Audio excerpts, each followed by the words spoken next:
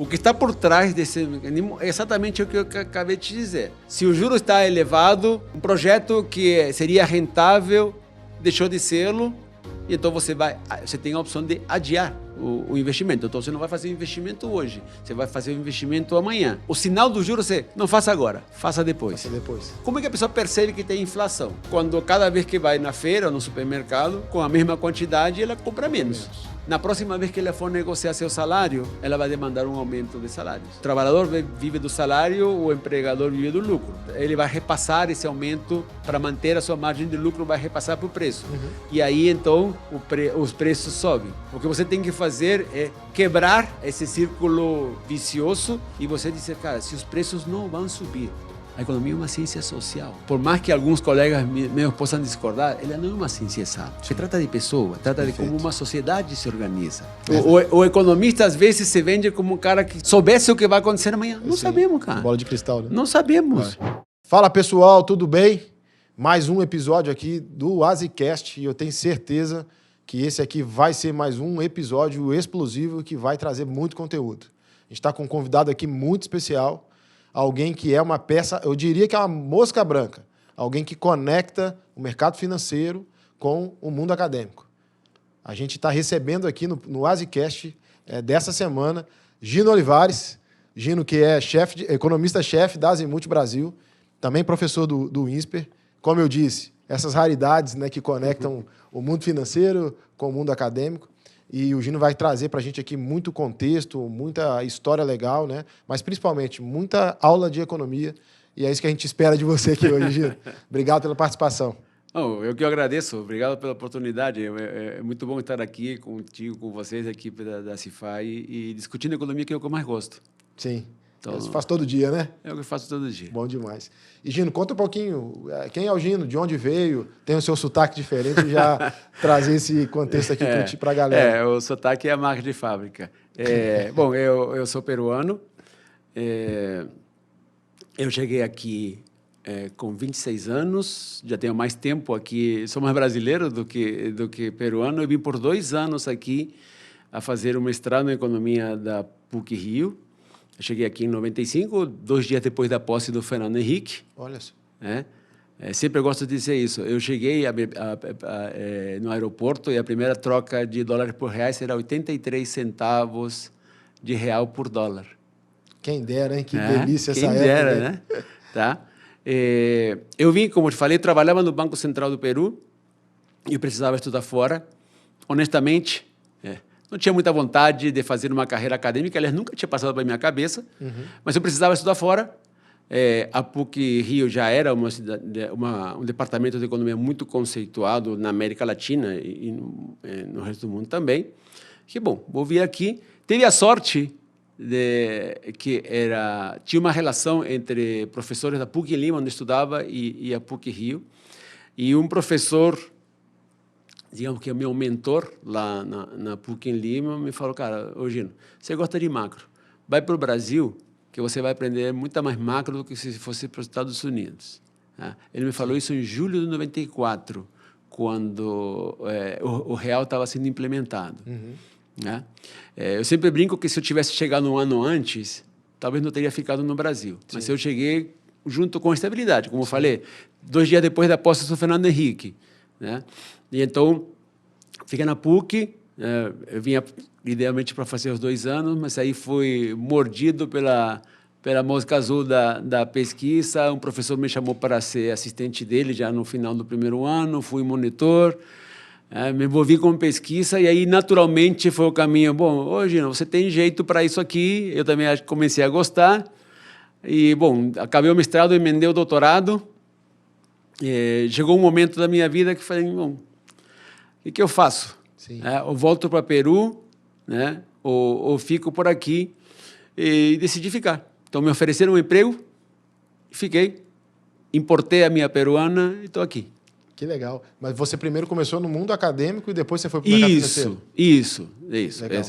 Eu cheguei no Brasil para estudar, então fiquei na PUC, eu concluí o doutorado em 2000. E aí eu cheguei no mercado financeiro meio porque esse professor que tinha sido meu meu chefe, eu tinha sido assistente dele por 3 anos, ele que me indicou para o meu primeiro emprego, que foi o Opportunity. Foi a única entrevista que eu fiz e fiquei lá 10 anos.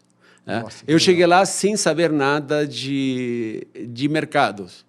Tá? Então, se todo o meu aprendizado de mercado foi lá, eu nunca tinha tido a pretensão de trabalhar no mercado financeiro, né? A diferença de muita gente que já sabe que desde sempre que quer trabalhar no mercado financeiro, essa não era a minha ideia.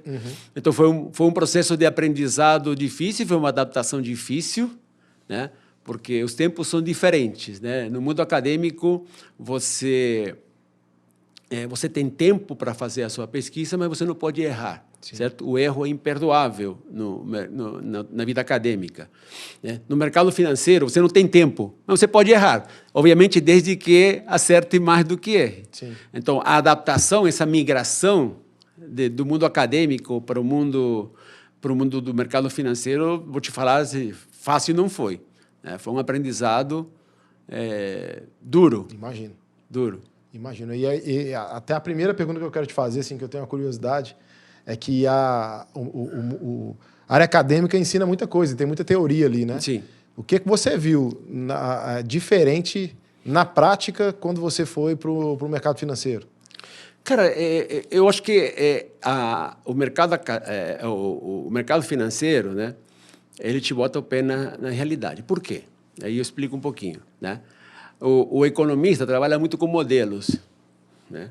E às vezes trabalha tanto com modelos que acha que o modelo é a realidade, certo? Né? E o modelo não é mais que uma simplificação da realidade. Pode ser uma simplificação bastante sofisticada, mas não deixa de ser uma simplificação. Não é exatamente a realidade, certo? Sim. Sim. A analogia que eu faria, o Waze ele é muito útil, mas a imagem que você vê no seu celular, isso não é São Paulo, certo? Verdade. Certo? Sim. Ele é uma simplificação que serve para o que você quer fazer. Né? O modelo, por mais sofisticado que seja, certo? Eles são uma simplificação da realidade destinada a responder determinadas perguntas. Né? O grande desafio do mundo acadêmico é abrir a porta da sala e descobrir que o mundo não era igual ao modelo em o qual você ficou trabalhando por anos, Sim. certo? E do qual você sabe tudo. Então, o que você aprende no mercado financeiro, né? Esse fator que eu disse disciplinador, é o seguinte, cara, assim, tá bom, você entende muita coisa de modelos e de teoria econômica, mas a realidade, né? Você tem que ser ciente de que esses modelos têm limitações e a realidade requer entender algumas outras coisas. Né? Então, mas de qualquer maneira são complementares, como espero poder discutir mais. Não, mas o que você aprende é que o mundo é uma lição que você não deveria aprender, mas precisa aprender, de que o modelo não é a realidade. Aliás, a crítica que eu sempre faço e que eu acho que muitas pessoas fazem com justiça à ciência econômica, que ela se formalizou tanto, certo? Né? Que criou essa situação meio de autoengano, em que a pessoa pensa o mundo através do modelo. Os modelos econômicos são uma forma de interpretar um mundo absolutamente imperfeita. Se você esquece que é essa imperfeição, certo? Aí é o momento que você se desconecta na realidade e aí você começa a fazer teoria pela pura teoria. Entendi. Legal. É sempre uma verdade, né, que a cadeira que a gente senta para executar no mercado de trabalho, de fato, é diferente, né? Sem dúvida. Nem sempre o que a gente aprende na faculdade é a verdade absoluta, né? Mas também a faculdade dá bagagem para que a gente possa interpretar e já sair ali com um passo à frente, né? Com relação a tudo isso. Legal demais, Gino. E outra pergunta, né, curiosa aqui que eu tenho, né? Quando a gente conversou sobre ter você aqui com a gente, eu falei, cara, a economia é um negócio surreal de legal, né? Porque tem tantas variáveis, né? É interpretação, né? Você tem que entender de tendência, né? Então tem muita coisa assim que é necessária para tomar uma decisão, né? Ainda mais considerando o Brasil. Em um outro podcast, o Wilson Barcelos, CEO da Azimuth, comentou, né, que as incertezas, né, que a gente considera que é de fato a única certeza que a gente tem, né? Então, a gente ainda tem esse cenário, né, que a gente tem que considerar. E isso me trouxe aqui uma pergunta, né, que eu deixei até aqui para te fazer, que Na prática, você, quando pega a teoria, né, mas aí vou aplicá-la aqui na prática do dia a dia, chegou algum momento que você viu algo que era muito mais complexo do que a academia ensina? Sim, é o dia a dia, é meu dia a dia, certo? Você está falando de comparar a realidade com a teoria? Definitivamente. A complexidade é maior aplicando do que aprendendo. Sem dúvida. Sim. Sem dúvida. Então, assim, eu estudei economia, né, fui formado em economia, com mestrado e doutorado em economia. Definitivamente não domino todas as áreas do conhecimento de economia, né? Mas no trabalho como economista, você é um pouco economista, é um pouco cientista político, é um pouco analista de relações internacionais. Verdade. Você tem que saber um pouco de tudo. Sim. É se atualizar o tempo inteiro, né? Não, atualizar o tempo inteiro e ter algum contato com áreas que, em princípio, não são as tuas, mas são necessárias, né? Um conhecimento que é necessário para formar a tua opinião, porque, ao final do dia, o economista aqui no mercado financeiro é um pessoal de suporte, certo? Na gestão, certo? A opinião do economista é o gestor, ele pode comprar ou não a tua visão. Perfeito. Se você consegue ganhar a confiança dele, certo? Ele vai confiar, porque ele não analisa os dados como você faz, ele talvez não estude o cenário quanto você estuda. Ele só vai comprar o teu cenário se você o convence que você fez um bom trabalho de tentar monitorar os riscos e as oportunidades que são possíveis de serem percebidas, né? Que definitivamente não serão todas. Sim. Né? Então, essa complexidade, né? Essa complexidade demanda que você mexa um pouco em tudo. E Gino, assim, acho que até complementar assim, a sua explicação, o que diferencia um economista muito técnico de um cara que, de fato, tem uma leitura assertiva? Você fala técnico no sentido de muito qualificado. Sim. Tecnicamente? Isso. Alguém que tem muita teoria, né? De alguém que é muito preciso. Assim, é importante ter bastante conhecimento acadêmico ou um cara com uma visão mais 360, até complementando o que você trouxe, né? Eu sei mais em relação com o investidor, mais de outros indicadores que trazem mais complementariedade, né? Sim. O que na sua visão assim é mais legal, assim, é mais importante? Que vai fazer ser mais assertivo nas análises? Eu acho que ele é muito mais importante o segundo que você mencionou, certo? Tá. Ter essa visão de 360, certo? Porque, honestamente, né, eu já estudei bastante, né, tanto a formação de economista como o doutorado, você estuda muita coisa, mas, honestamente, o que você tira disso aí é mais o método, é mais a disciplina, certo? Mais do que a quantidade de matérias que você tenha feito. Perfeito. Entendeu? Sim. Então, assim, você treina uma forma de pensar, uma forma de organizar as ideias, tá? A economia, para mim, assim, todos nós sabemos um pouco de economia, certo? Sim. Eu sou professor de macro. No primeiro curso de macro, na primeira aula de macro, em qualquer nível, seja na graduação, seja no mestrado, seja na pós-graduação, educação executiva, eu começo falando assim, olha, eu sei que todo mundo aqui sabe as relações entre as variáveis. No Brasil, então, nem se fale, sabe? Sabe que quando uma economia cresce, o emprego está aumentando, quando a economia desacelerar, provavelmente o desemprego vai aumentar. Você sabe que quando uma economia está mais aquecida, em geral, há pressões de preços, e a inflação sobe. Você vai saber que, eventualmente, a necessidade de combater a inflação, essa atividade tem que desacelerar. Todas essas coisas são muito intuitivas. E você não precisa fazer um doutorado em economia para isso. Certo? Perfeito. Qual é a vantagem de quem estuda a economia? Né? Você consegue organizar as ideias. Certo? A contribuição que eu pego do meu lado acadêmico para o meu lado mercado é basicamente a capacidade de organizar as ideias. Perfeito. Tá? Isso que eu acho. Não é a quantidade de matérias. É claro que eu gosto de estudar e claro que continuo me aprimorando, mas eu acho que o que mais serve nesse momento, né, perante todas essas incertezas que você mencionou, é a capacidade de você saber, olha, tá bom, eu tenho, o que eu tenho? Eu tenho pouca informação, certo? Eu tenho que decidir com informação limitada. Eu tenho que pensar, tentar otimizar o uso dessa informação limitada. Então, preciso de um método, preciso de uma forma de organizar a ideia, de fazer relações entre as variáveis. Para isso me ajuda a economia. Entendi. Aliás, eu te digo mais, para isso me ajuda a ser professor. Sim, total. Não, sensacional essa conexão com o método, né? Porque é extremamente importante, né? Você ter uma forma de organizar. Um método nada mais é do que isso, né? A forma de organizar as ideias e encontrar um caminho. E ainda sobre esse mesmo assunto, por exemplo, eu digo, os alunos, eu falei, sou professor de macro, né? Então nós usamos modelos e temos equações, temos gráficos, curva que se desloca para cá, curva que se desloca para allá. E eu falo com os alunos sempre, né?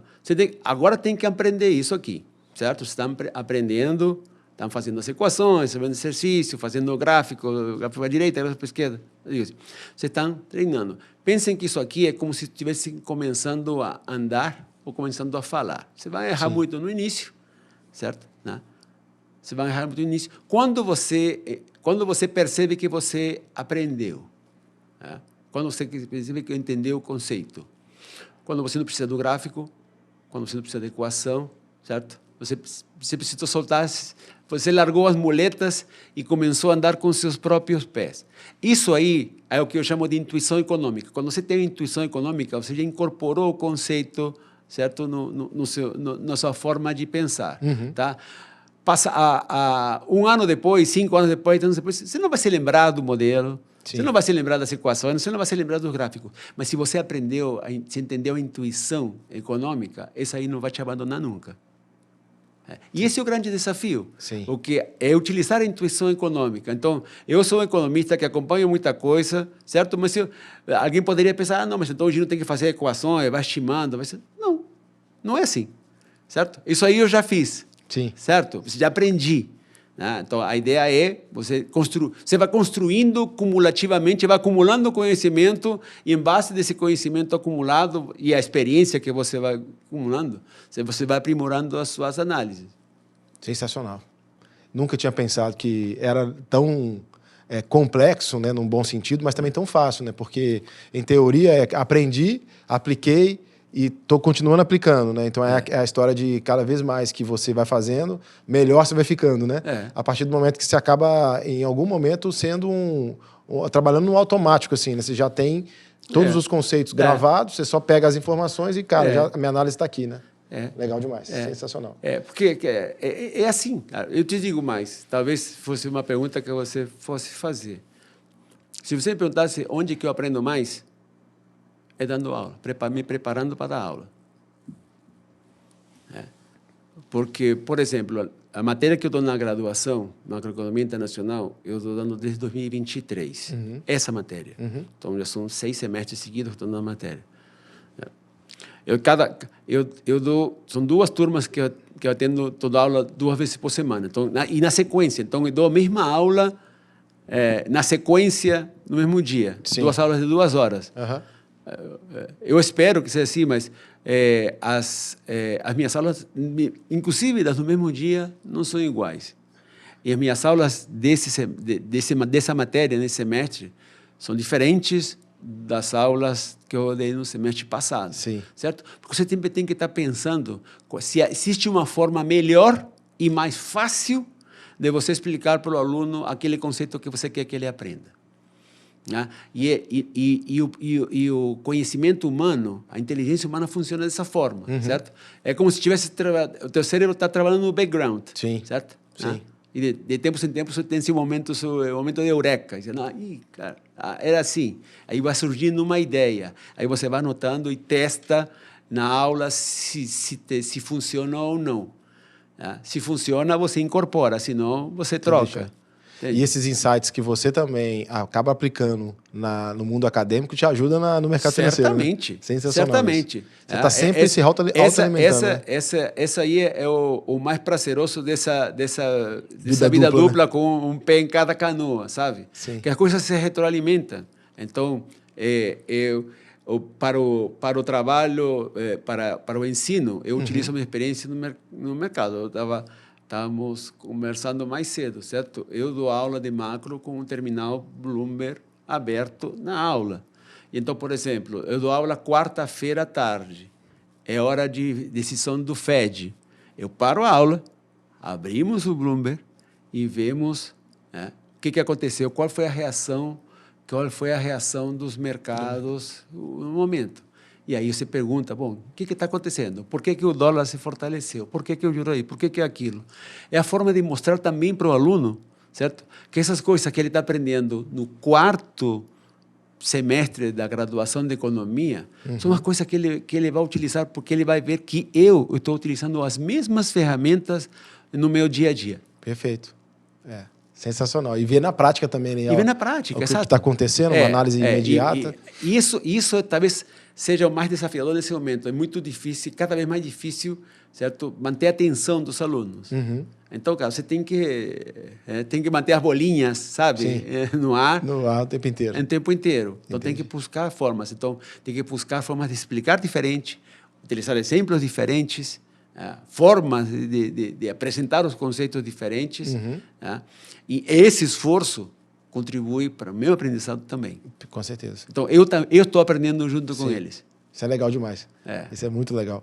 E, Gino, assim, até nesse contexto da análise e tal, quando, na verdade, o mercado ele reage mais e fica mais fácil a sua vida, né? Quando existe um fato que acontece ali imediato, alguma coisa assim, ou com algo que pode acontecer com o futuro. Eu diria, entre fato e futuro, o que o mercado dá mais insights, assim? Não. O que o mercado precifica, certo? Não é o que acontece. Na verdade, é a diferença entre o que eles esperavam e o que acontece. O que faz preço, vamos chamar assim no jargão, é a novidade. É a diferença entre o que se esperava e o que aconteceu. Certo? Tá. Assim, colocando simplificadamente, certo? Se as coisas saem exatamente como as pessoas esperavam, em princípio não acontece nada. As pessoas já se ajustaram. Sim. Os movimentos de preços acontecem quando acontece alguma coisa diferente, para melhor ou para pior, do que as pessoas estavam esperando. Perfeito. Tá? Agora, nesse quesito, aí é muito limitado o que o economista pode te dizer, certo? A não ser a resposta bate-pronto, né? Você tem que, de novo, decidir com informação limitada. O que me leva a um ponto que você mencionou sobre o que a teoria pode me ajudar. A teoria econômica, ela me ajuda a pensar não quanto vai ser o câmbio amanhã. Tá? Ela não vai me ajudar em nada para o câmbio amanhã. Mas ela pode me ajudar para dizer quanto vai ter o câmbio daqui a 2 anos, 5 anos, certo? Então, a teoria econômica me serve para isso, em uma visão de largo prazo. Né? Tá. Mas os economistas, do meu ponto de vista, por definição, somos péssimos de timing, certo? Eu não sei quando vão acontecer as coisas. Eu sei que em um determinado cenário as coisas se encaminham em tal ou qual direção e posso dar até um chute de probabilidade de que peguem tal caminho ou outro. Mas não de hoje para amanhã, não de hoje aqui para uma semana, Sim. certo? Então, assim, você tem que ter a humildade de você dizer, olha, sabe o quê? Não sei. Tá. Eu sei que pode chegar lá, mas quando eu não sei. Isso. Pode ser mais rápido, pode ser mais devagar. Sim. Legal. Desconfie daquele economista que te diz quando vai ser o câmbio amanhã. Que te coloca o time, né? Eu ia até fazer essa pergunta, mas não vou fazer mais, né? Vou demais, Gino.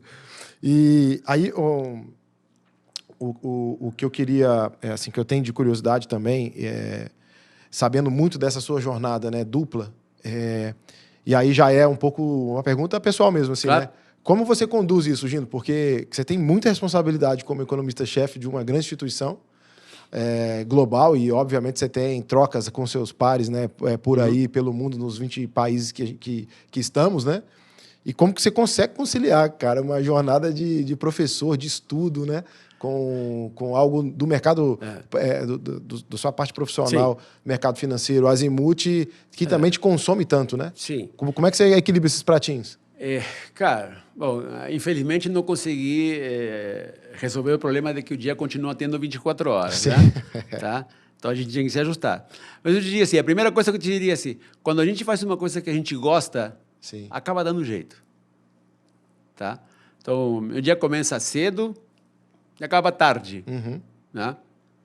E as pessoas já me fizeram essa pergunta no passado. Me perguntam, por exemplo, como você começa?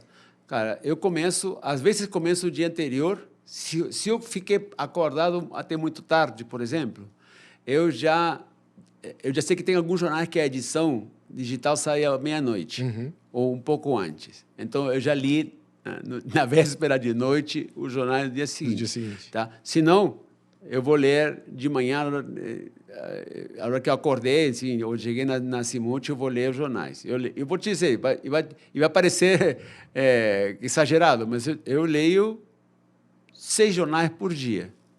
Certo? E eu faço isso há muito tempo. Você vai dizer, eu leio tudo? Não. Sim. Não, eu leio o mais importante. Aprendi a ler.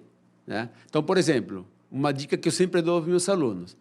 Eu pego a versão digital, aquela que é exatamente igual ao jornal. Certo? Sim. Né? As pessoas que entram no site podem pegar o mesmo jornal e vão a notícia por notícia. Em que eu me beneficio de ver o jornal tal qual ele é? Né? Eu sei a informação que eu uso a informação de qual é o destaque que o jornal deu para tal qual notícia. O espaço que ele deu, o destaque que ele deu, já me dá uma ideia de se eu devo ler isso ou não. Entende? Verdade. Tá? Se eu visse o índice do jornal na versão online, da internet, da página, todos são iguais. Todos são iguais, verdade. Então, não são iguais. E só vou descobrir a extensão, a importância do texto depois que eu li. Mas eu não tenho tempo para isso. Então, eu leio antes. Então, eu vejo sempre a versão digital. E aí eu vou escolhendo o que eu vou vendo, o que eu vou lendo. Tem alguns que em alguns jornais eu me informo, e depois os outros jornais que eu já li, as coisas que foram repetidas já não vejo. Sim. Trato de ler a maior quantidade de colunas de opinião que eu consigo ver aqui e lá fora, mesmo com as que não concordo, certo? Você não pode, se você começar a ler só a coisa que você gosta ou que concorda com você vai ter um problema, vai ter que ter um viés. Com então certeza. tem que ser o mais possível. Né? Tento sempre pensar a forma de otimizar as coisas, dessas minhas duas atividades. Quando estou numa, estou pensando na outra. Então, quando estou lendo alguma coisa, algum research, alguma coisa de cenário macro, já estou pensando como posso incorporar ela na aula. Ou quando estou dando aula, estou pensando em alguma coisa que apareceu na minha cabeça, cara, tem sentido, será que eu consigo aplicar isso aqui? Então, assim, como não existem 2 ginos, certo? Sim. Não existe um gino, é um só. Eu tento otimizar as duas funções. esse uso. Tá? Tento minimizar o número de reuniões, fato. Sim. Né? Por sorte, eu não sou viciado em redes sociais. Isso é um grande benefício. Tá? Eu não sou... por exemplo, eu sou consumidor de quê? Eu sou consumidor a única rede social que eu uso é o LinkedIn. Certo? Porque eu fico sabendo das pessoas se tem muita coisa interessante que é postada ali. Sim. Né? Tem até muita atualização de empresas que talvez você precisa acompanhar e ter alguma informação. E pessoas que colocam conteúdo importante, próprio e tal. Verdade. Ela não usa outra coisa. Né?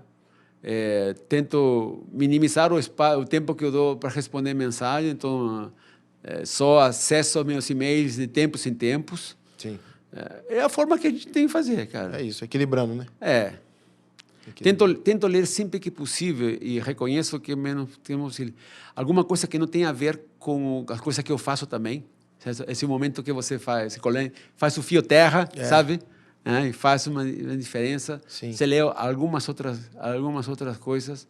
Por exemplo, quando eu estava me preparando para vir aqui, eu estava lendo um artigo que eu cheguei porque eu assino uma revista de economia acadêmica e era o primeiro artigo do número que acabou de sair. Era uma espanhola, artigo de uma espanhola, professora da Universidade de Califórnia, que ela fez um experimento para dizer que existe um trade-off entre atenção e informação. Que é um negócio muito interessante. Tá? Não tem nada a ver conosco. Aparentemente não tem nada a ver conosco, mas lendo, eu que te explicar, tem tudo a ver conosco. A informação agora, certo? Todo mundo recebe muita informação. certo? E então, a briga entre todas essas fontes de informação é por atenção, certo? Então, o cara que te emite, que emite a informação, o cara que te manda o sinal, certo? Ele não precisa apenas te passar a informação, ele tem que chamar a tua atenção. Tá? E a experiência que ela fez era mostrar que, né, as pessoas que divulgam informações, elas, ao estarem focando mais na chamar a atenção do que informação, elas têm que, esse trade-off é, para chamar mais atenção, elas têm que diminuir o grau de informação que elas estão mandando. Né? E até aí, tudo bem. Mas a questão é que nos experimentos que ela fez, foi o seguinte, para as pessoas que realmente queriam informação sobre isso, tá? Isso aí não é um problema, porque as pessoas ficaram, digamos assim, com a pulga atrás da orelha e foram atrás de mais informação. O problema são a imensa maioria das outras pessoas que foram chamadas apenas pela atenção, Sim. que não tinham interesse sobre o assunto, que leram e mal entenderam o que estava ali, e essa é a origem da desinformação. Né? Porque você chamou a atenção de quem não precisava disso, talvez, ou não estava interessado nisso. E como não estava prestando nisso, não prestou a devida atenção, e aí ficou com a desinformação. Essa pessoa não apenas não foi informada, ela passou a ser mal informada. Né? E aí, por isso, aí me leva a um outro assunto que esse sim efetivamente me preocupa, né? que é o que eu digo sempre para meus alunos. Nunca foi tão fácil ter acesso à informação. Sim. Tá? Mas nunca foi tão fácil também ter acesso à má informação. Com certeza. Certo? Então, o enorme desafio é poder separar o joio do trigo. Isso ficou muito mais difícil. Com certeza. Muito mais difícil. Então, você tem que ter uma disciplina muito grande para ser seletivo, para não ler todas as coisas que chegam ao teu celular ou à tua caixa postal. Não só o que chega e não acreditar em tudo que vê. Exato. Porque a gente acaba virando um obeso mental com um monte de informação que muitas delas não são verdades e você acaba mudando de opinião por uma situação que não tem nada a ver. Né? Mas o interessante dessa pesquisa que estou te falando, que acabou de ser publicada, é que não é que a pessoa que está enviando informação quer te mal informar. Só que ela teve que reduzir a quantidade de informação para conseguir atrair a tua atenção. Perfeito. Porque para ela o que pesa é o like. Certo? Então ela diminui a informação e aumenta a atração. E essa atração pode até deformar o conteúdo da informação, não com um viés, não para fazer uma fake news. Sim. E isso deu um impacto. Então, a imensa maioria das pessoas acaba tendo que acessam essa informação, acessam e não entendem ou têm um entendimento errado. E aí, cara?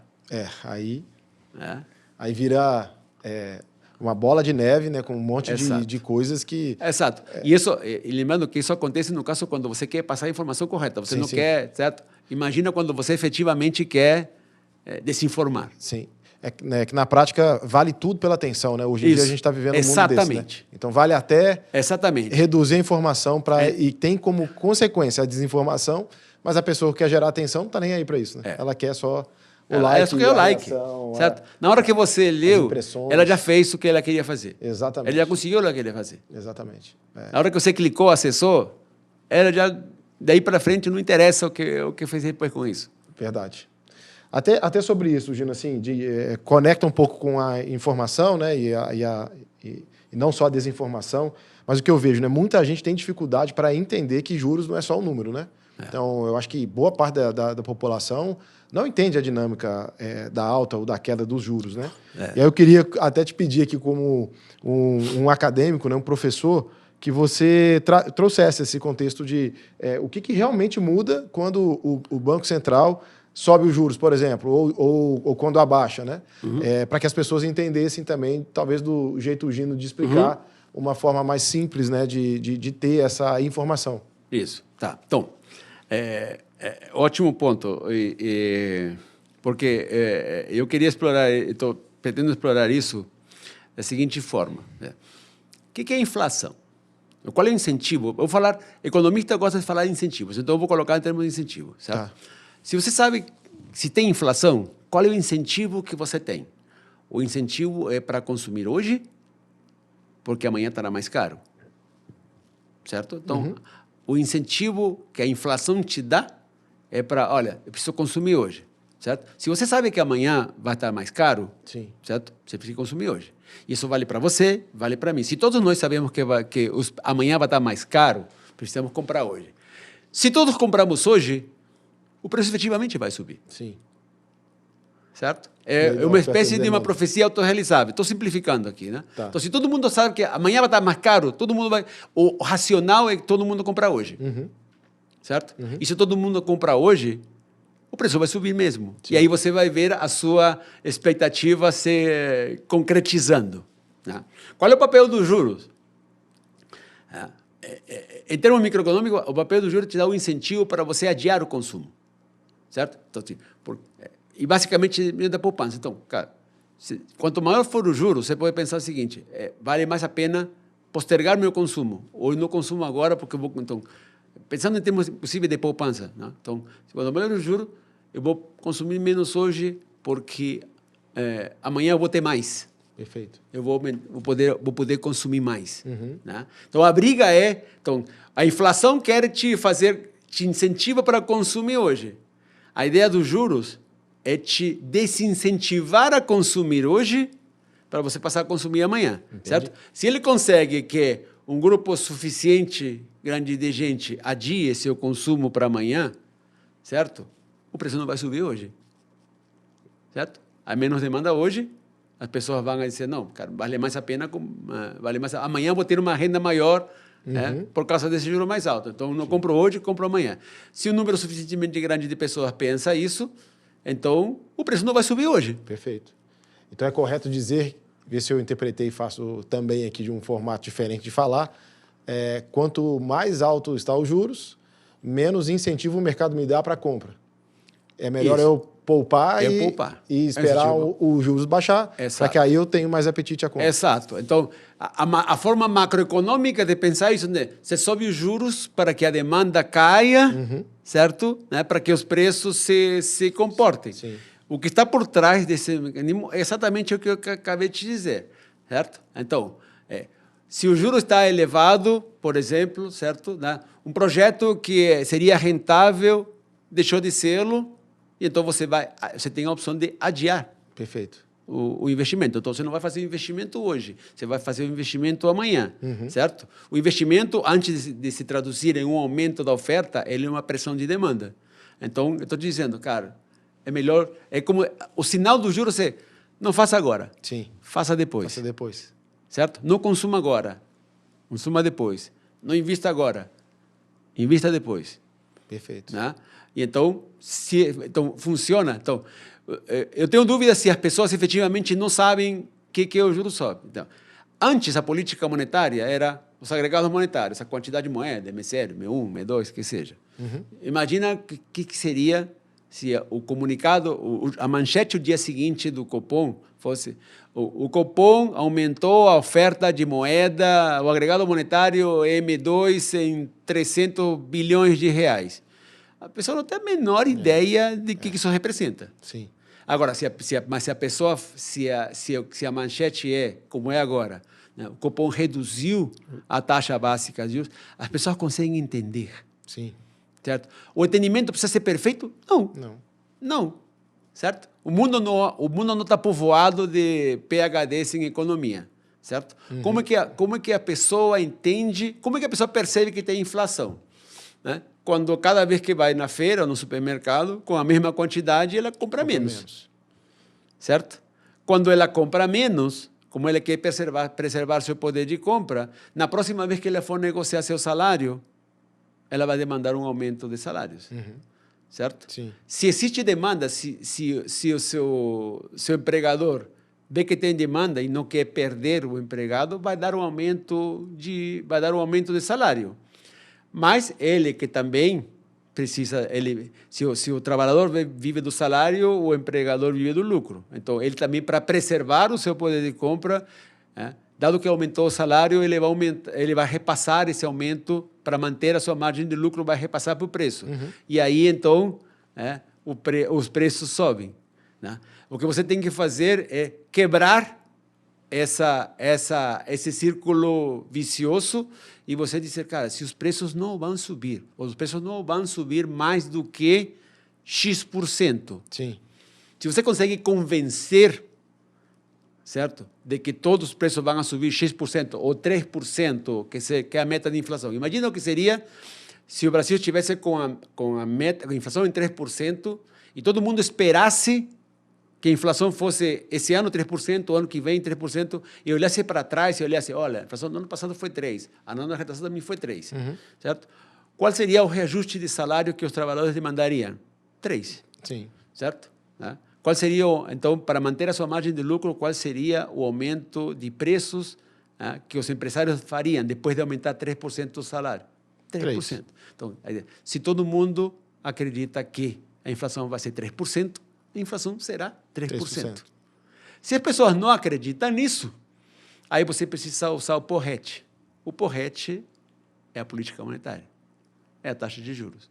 Então, ela tem que subir para que, dado que as pessoas não fizeram voluntariamente isso, agora vai ser com um custo para a sociedade em termos de desaceleração da atividade, em termos, eventualmente, perdas de emprego temporária, uma perda de emprego. Sim. Então, a vida fica mais fácil se todo mundo acredita. Sim. Mas esse crédito, essa confiança, ela não vem do nada, certo? Ela se conquista. E essa aí é a importância da boa administração econômica do país. Perfeito. Você fala bastante disso, né? De confiança e de credibilidade, né? Para poder ter aí esse alinhamento de expectativas, né?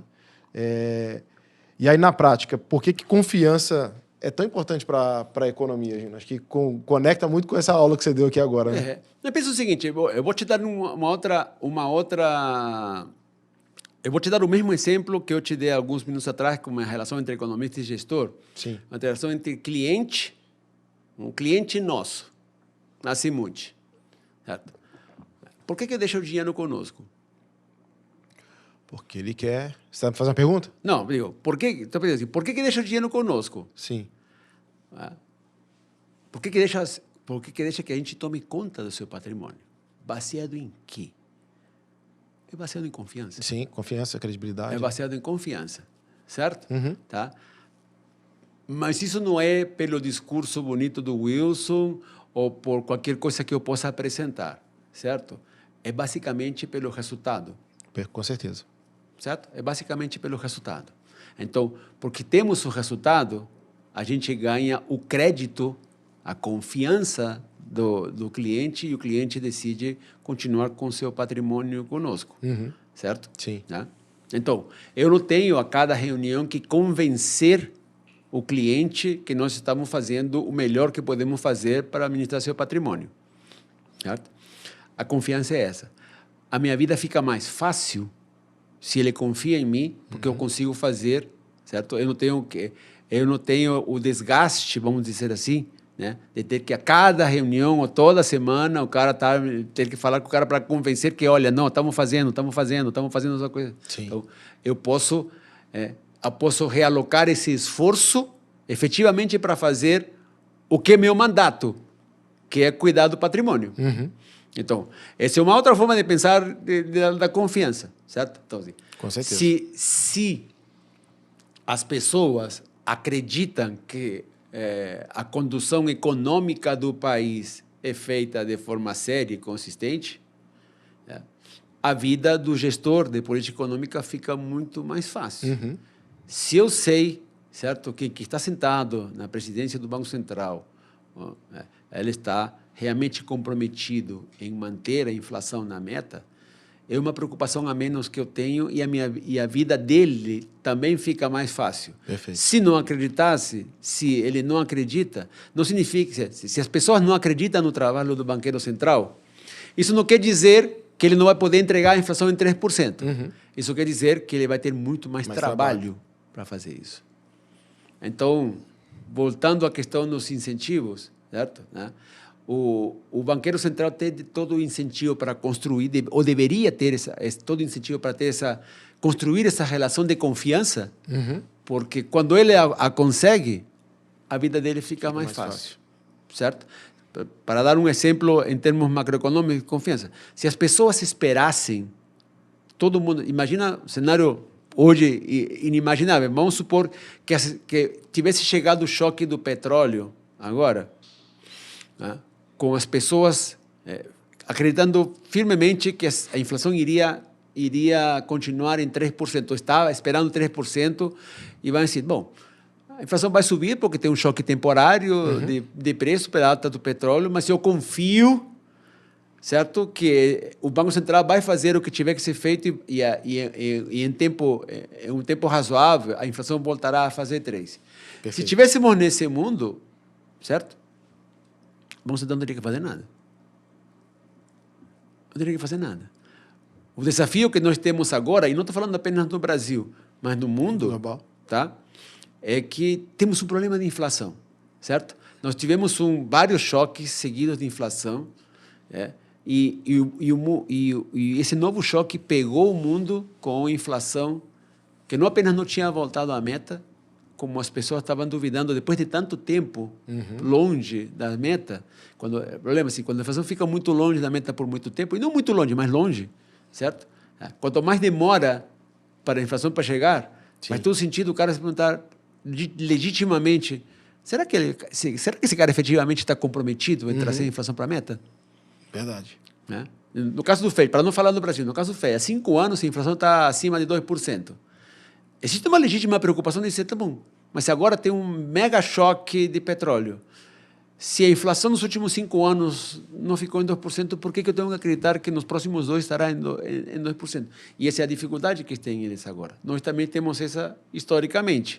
Né? A vida seria muito mais fácil se as pessoas acreditassem. Então, confiança é o que te permite, né, você fazer o seu trabalho com tranquilidade, né? Não desperdiçar energia tentando convencer as pessoas, né? E facilita enormemente a tua vida. Sim. Com certeza absoluta. E olha que nem estamos falando das relações humanas. As relações humanas se constroem na base da confiança. Total. Eu, como a minha... eu diria, a minha zona de graça é comercial, né? Sim. Então, eu sempre fui um cara de fazer negócio. E muita gente me pergunta, né? Não só no dia a dia, mas também nas mentorias que eu dou, né? Cara, como é que eu vendo? Eu falei, cara, cria relacionamento, cria confiança. Não tem outro segredo. É olhar no olho, se errar, avisa que errou, ajusta, né? Não deixa... não mente, né? Principalmente, né? E é isso, acho que é a base de tudo que envolve... Porque, querendo ou não, a venda também é um ato financeiro, né? Isso. Tudo que envolve isso tem que ser no modo de confiança, senão a gente não tem longevidade. Eu te digo mais, a confiança ou a falta de é uma questão, um relacionamento inerentemente humano. Perfeito. Tá? Mas a questão, voltando para a minha área da economia, tem uma questão que às vezes é negligenciada. A economia é uma ciência social. É verdade. Ela é uma ciência social. Por mais que alguns colegas meus possam discordar, ela não é uma ciência exata. Porque trata de pessoa, trata de como uma sociedade se organiza. Certo? Verdade. Então, sendo uma ciência social, certo? As relações humanas são importantes. Certo? A confiança, a emoção, o sentimento, o posicionamento, né? A opinião, a reputação, todas elas são importantes. Às vezes esquecemos disso. O economista, às vezes, se vende como um cara que soubesse o que vai acontecer amanhã. Não sabemos, cara. Bola de cristal, né? Não sabemos. Não sabemos, porque é uma ciência social, estamos falando de pessoas. São pessoas que estão tomando decisões. Os preços de qualquer ativo é resultado da ação de milhões de pessoas, cada uma com uma forma de ver o mundo na sua cabeça. Excelente reflexão, Gino. Gostei dessa aí. Que conversa um pouco aqui com um pouco da minha próxima pergunta, né? Como você trouxe, né? Mercado financeiro tem sempre como fim, é relacional, né? Isso. Então, você sempre tem esse papo social, né? Mas, na prática, quando existe o comportamento humano, o impulso e a emoção, né? O que você acha que é de grande gatilho, principalmente quando a gente fala de indicadores econômicos, esse tipo de coisa? Essencialmente pensar que a relação e o ser humano é quem, de fato, afeta, de alguma forma, todos esses indicadores? Ou teria uma outra lógica para pensar sobre isso? Não tem. Esse é um ótimo ponto. Por exemplo, começamos falando aqui da diferença do que determina o preço, né? Entre se é observado ou esperado. E eu te falei aqui que o que faz a diferença, na verdade, é a diferença entre o que as pessoas esperavam e o que aconteceu. Perfeito. Certo? Uhum. Então, saiu um número de inflação que foi diferente do que as pessoas esperavam. Certo? Você vê a reação dos preços na hora. Sim. Na hora. Imediatamente, certo? Não vamos a dizer que as pessoas tiveram a capacidade de abrir o dado, analisar o número, ver o que deu errado, por que aumentou. A pessoa age por impulso. O gestor, ele age por impulso. Certo? Eu uma vez um antigo chefe meu me falou que se eu tinha interesse em ser gestor.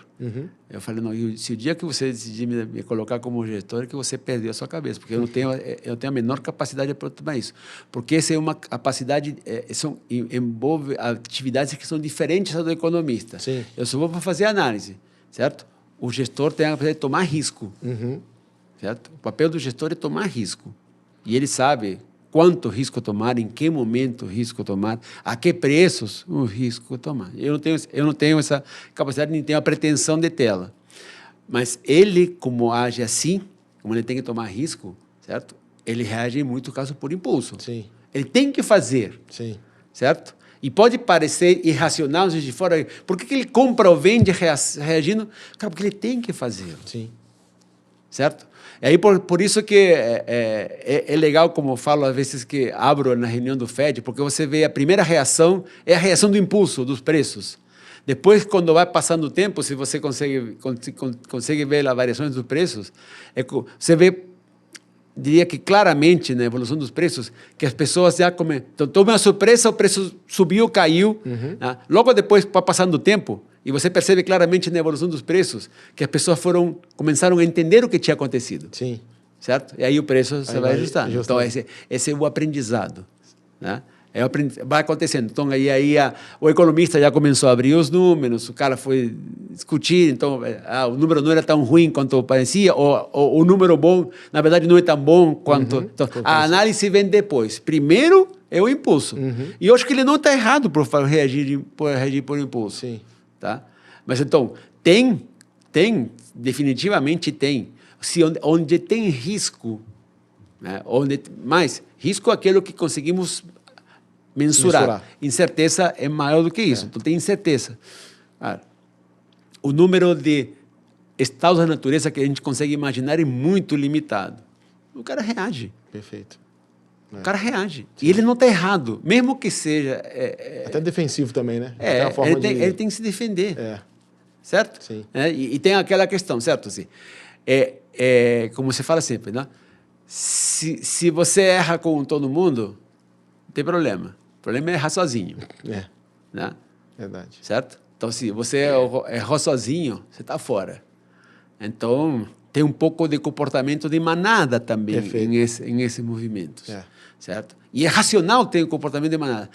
Eu não sei o que está acontecendo, ou não faço nada, ou faço o que todo mundo está fazendo. Pelo menos, se estou fazendo o que todo mundo está fazendo, né? Pelo menos não vou errar sozinho. É o famoso fear of missing out. Né? Exatamente. Esse é o racional disso. Certo? Exatamente. Eu não posso ficar de fora. Não pode ficar de fora. Eu não posso ficar de fora. Positivo ou negativo. Né? E a vantagem, e é racional agir dessa forma, porque ele imediatamente depois, quando ele perceber, certo, que não era o que ele queria fazer, ele desfaz. Perfeito. Certo?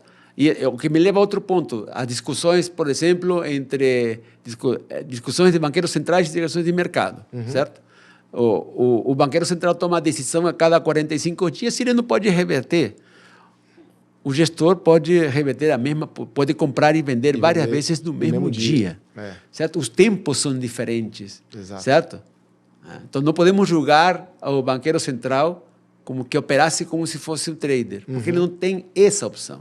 E ele não está aí para tomar risco. Perfeito. Legal demais. Top. Gino, eu queria te pedir para a gente entrar num assunto aqui que eu acho que também é a sua grande especialidade, né? Falar da macroeconomia e falar também da parte geopolítica, né? E a gente hoje vive aqui um ciclo econômico diferente, né? Mas você acredita que a gente está vivendo algo inédito, principalmente com toda essa mobilidade eu diria a crise mesmo política no mundo, né? Então, guerras, enfim, toda essa questão que a gente está vivendo, né? Você acha que isso realmente é algo histórico ou não? É só um ciclo que daqui a pouco vira? Olha, pensei já sobre o assunto, tem algumas... não tenho uma resposta clara, acho que duvido que alguém tenha, mas tem algumas coisas que eu fico me questionando. Será que efetivamente hoje tem mais problemas do que tinha antes? Ou antes a gente não ficava sabendo e agora acompanha em tempo real? Certo? Por exemplo, se a gente tivesse, sei lá, vamos voltar quase 60 anos no tempo, um pouco mais de 60 anos, a crise da Baía dos Porcos, em Cuba, certo? Que a União Soviética tinha bases militares com ogivas nucleares apontando para os Estados Unidos.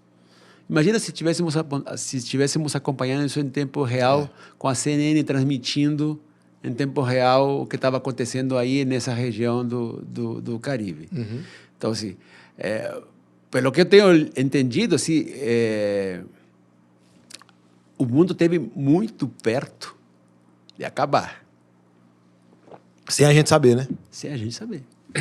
E a gente soube disso porque eu vi um documentário do McNamara, que era um cara muito importante no governo americano, tinha comandado, tinha sido secretário de Defesa, secretário de Estado americano.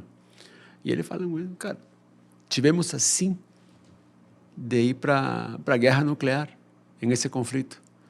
Não se chegou, mas não soubemos. Sim.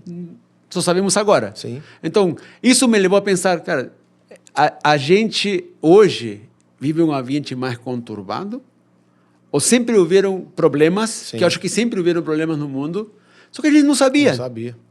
A gente não sabia, de agora acompanha em tempo real. Então, você abre agora no site e você vê a quantidade de navios que estão passando pelo Estreito de Hormuz. Certo? Como, infelizmente, quando você, na época da pandemia, você abria e você tinha estatística online de quanta gente estava morrendo. Sim. Então, eu acho que temos problemas, acho que sempre houveram, só que é difícil fazer uma avaliação de se hoje temos mais problemas do que antes ou se simplesmente agora estamos sabendo coisas, mais, né? sabendo muito mais coisas que a gente não sabia. E cada vez a gente nem deveria saber. Total. Né? Entende? Então, mas acho que sim, tem algumas coisas que mudaram. Se você pegar, sei lá, os últimos 50 anos, 60 anos, mais, talvez, né? Nós vivemos, se eu diria que tem alguma coisa diferente, tá? E não é que os Estados Unidos tenham feito tudo certo ao longo desses anos, certo? Mas tínhamos o que se chama na história da Pax Americana, na pós-Segunda Guerra Mundial. Então, os Estados Unidos assumem a hegemonia e ele, em teoria, ele é o estabilizador. Sim. Certo? Com alguns desvios, mas, de forma geral, ele é o estabilizador. Ele era, sabe, o xerifão... O xerifão que pacificava. O xerifão que pacificava, certo? Podemos dizer agora que não. Eles são agora a fonte do conflito. Né? Verdade. Mas, se você olhar a big picture... Mas, cara, se você pegar em momentos específicos, Coreia, Vietnã, Afeganistão, né? Eles vêm fazendo isso sempre. Há muito tempo. Eles vêm fazendo isso sempre. E assim como eles, outros. Certo? Só que a gente hoje todas essas coisas têm uma visibilidade muito maior. Né? E como consequência disso, a gente tende a pensar que essas questões nunca aconteceram antes, né? Sim. E que, poxa, então estamos vivendo tempos muito mais difíceis. Eu acho que vivemos tempos difíceis, certo? Mas eu duvido, passei a me questionar se efetivamente estamos em uma coisa que foi muito mais difícil. Se agora está sendo muito mais difícil do que antes, né? Exato. É verdade, faz todo sentido. Hoje é aquilo que a gente falou no início, a exposição a conteúdo que a gente tem, que a gente não tinha antes, né? É online, um acúmulo absurdo de informação, de desinformação, de fake news. Então, é tudo demais, né? E realmente, né, a gente às vezes até coloca num patamar que às vezes nem é, né?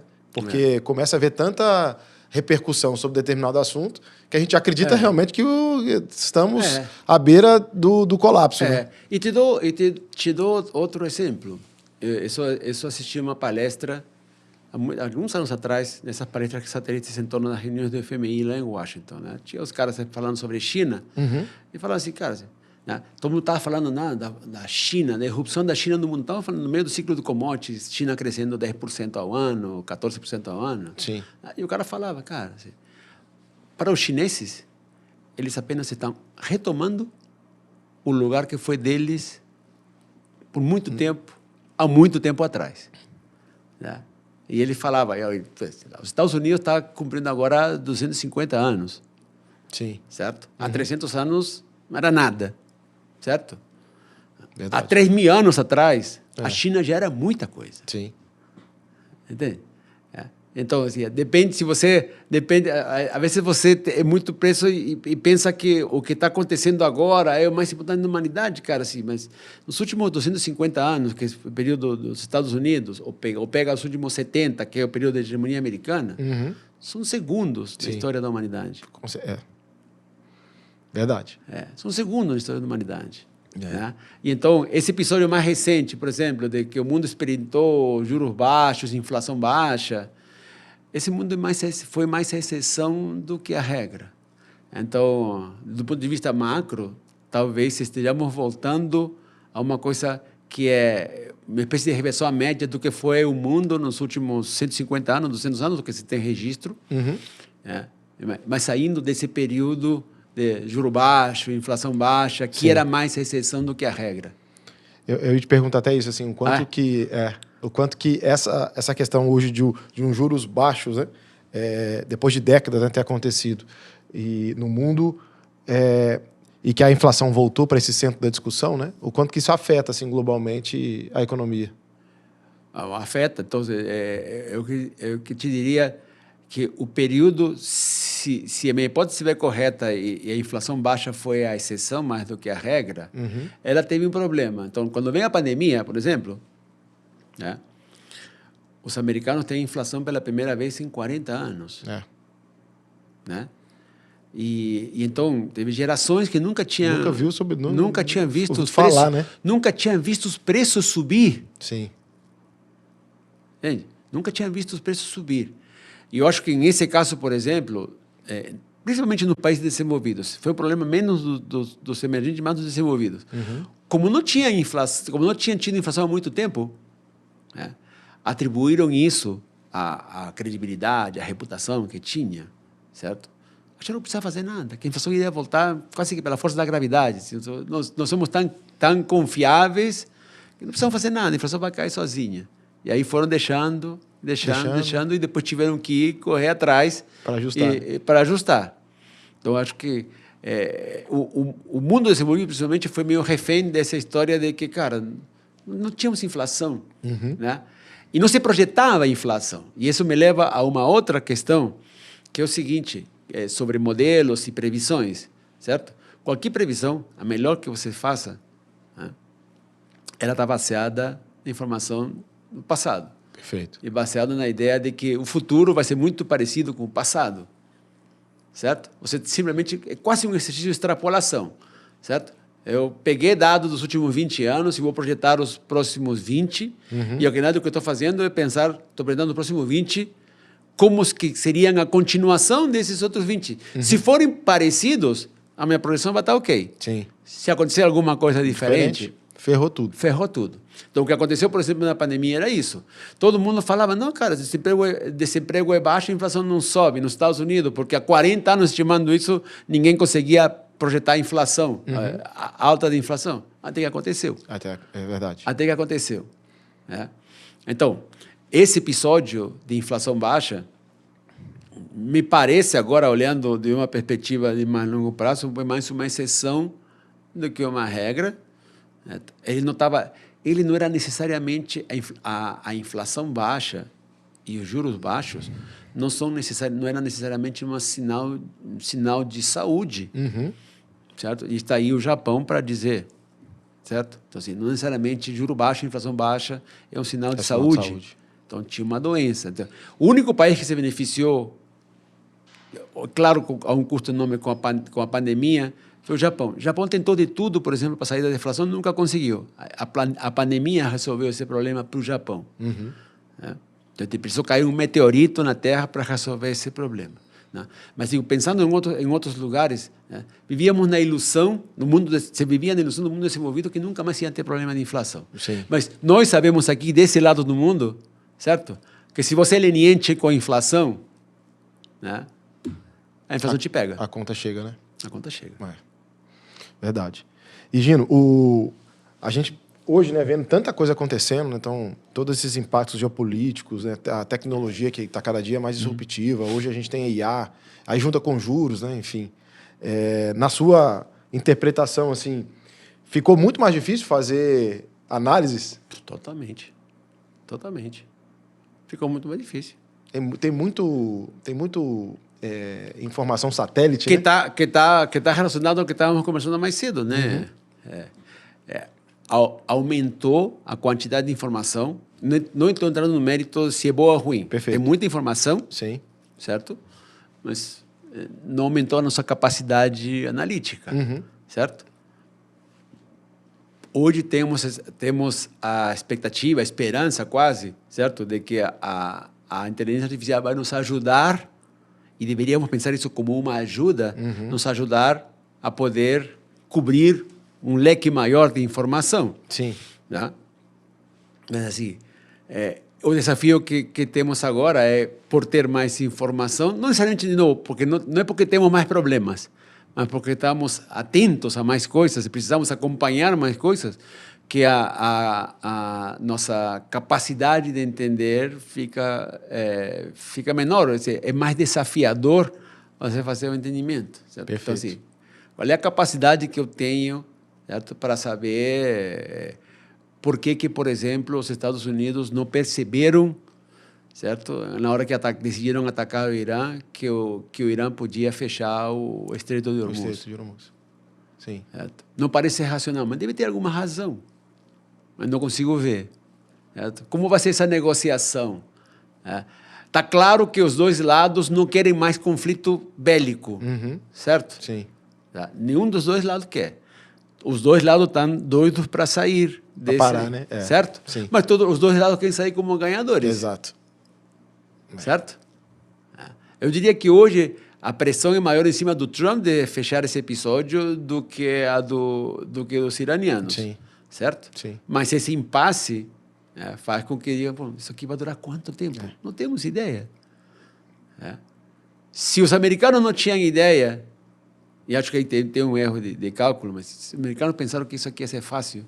Que ia ser rapidinho, né? Que ia ser que rapidinho. O Irã não estava preparado, né? E aí, mas aí voltamos à questão das lições da história, certo? No Vietnã também acharam que ia ser fácil. É verdade. E olha, saíram derrotados. Sim. Na Coreia do Norte também acharam que ia ser fácil. No Afeganistão acharam que ia ser fácil. Né? Como é que os erros se repetem? Então, aí você diz, como você sabe disso? Cara, tem que ler história. Sim. Aí você tem que ir lá atrás e buscar. Legal. Legal demais. Ô, Gino, se a gente tivesse mais tempo aqui, cara, eu ia te fazer tanta pergunta, porque assim, o assunto é legal demais, né? E entendendo esses... Eu estava falando, se você me deixa falando de economia, a gente vai ficar embora aqui. Ia pedir mais café e ia seguindo aqui até amanhã, né?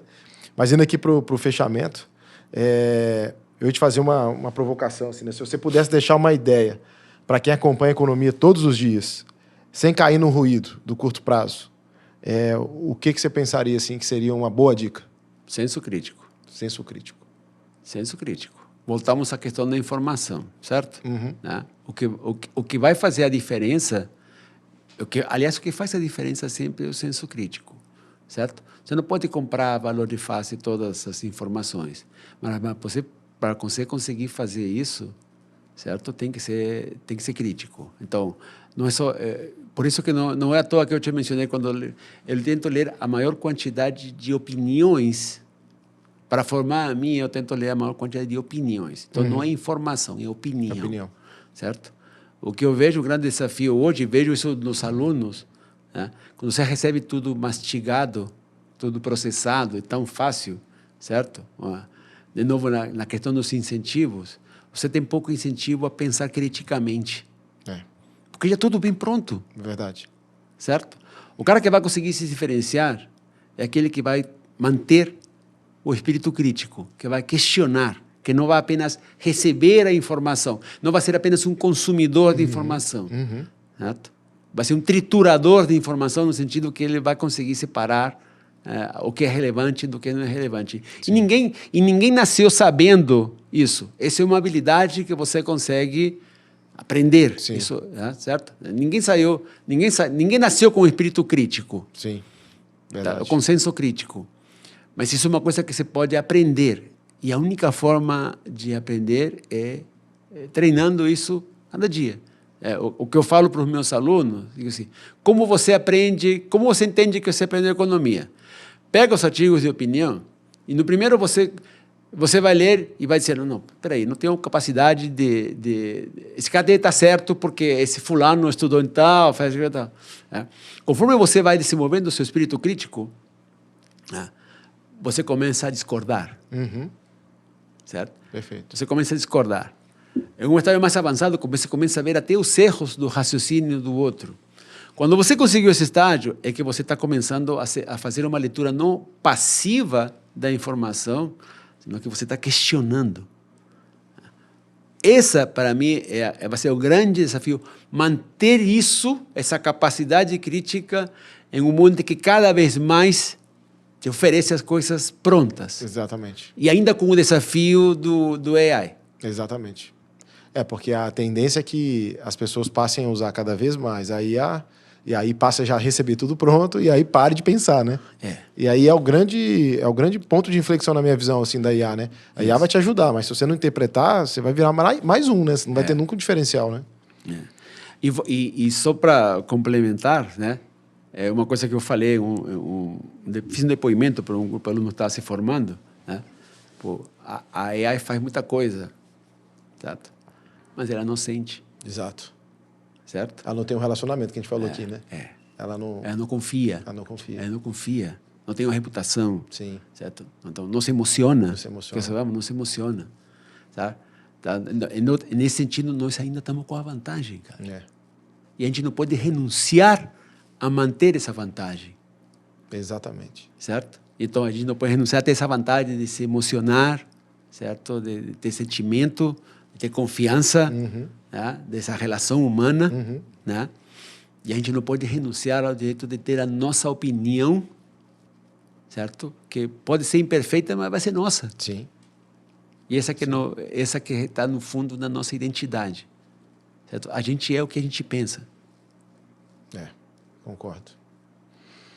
Legal demais, Gino.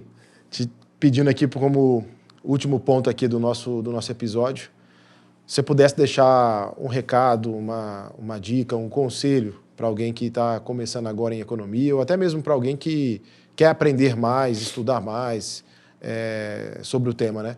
O que você acha que é assim, uma dica de ouro para que consiga autonomamente ter o desenvolvimento do senso crítico e de ter interpretações que podem trazer benefícios para essa pessoa? Cara, várias.